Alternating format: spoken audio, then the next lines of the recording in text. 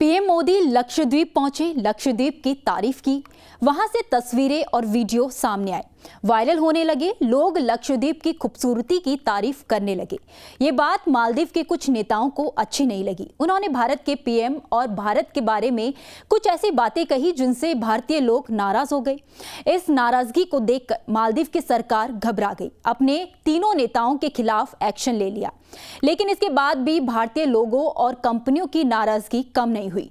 लोग अपनी मालदीव की बुकिंग कैंसिल कराने लगे। ये देखकर मालदीव घुटनों पर आ गया, भारतीयों से गुहार लगाने लगा। लेकिन चीन को मालदीव की इस आपदा में अवसर दिखाई दिया और उसने मालदीव के राष्ट्रपति को न्योता भेज दिया।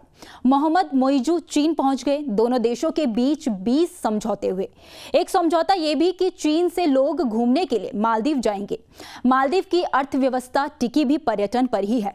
मालदीव के राष्ट्रपति भले ही चीन के प्रभाव में है, लेकिन मालदीव के पुराने और अनुभवी नेता जानते हैं कि भारत के बिना मालदीव का काम नहीं चल सकता और भारत लंबे वक्त से द्विपक्षीय संबंधों को निभाता हुआ आया है।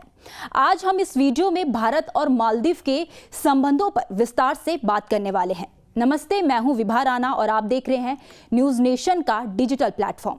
अगर मालदीव की बात करें तो मालदीव की लोकेशन इस देश को सबसे ज्यादा खास बनाती है। ये देश हिंद महासागर में बसा हुआ है और भारत के वेस्ट कोस्ट से महज 300 नॉटिकल मील की दूरी पर है।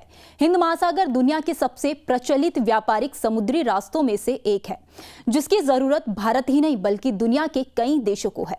भारत का करीब 97% अंतर्राष्ट्रीय व्यापार हिंद महासागर के रास्ते ही होता है।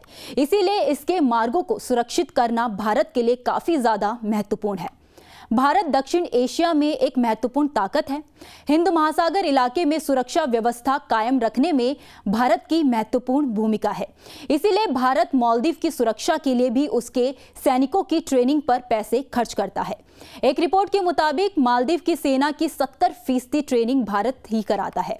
ये ट्रेनिंग या तो आइलैंड पर होती है या फिर उन्हें इंडिया की मिलिट्री एकेडमी में ट्रेंड किया जाता है। क्योंकि भारत का मानना है कि मालदीव सुरक्षित है तो समंदर में भारत भी सुरक्षित रहेगा।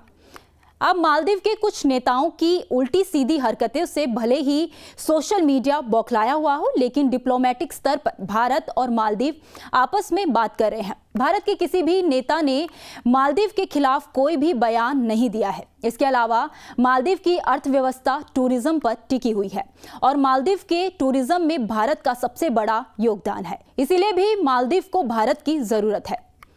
मालदीव को चावल, दाल, सब्जियां, चिकन, फल और दवाइयों के लिए भारत की जरूरत है।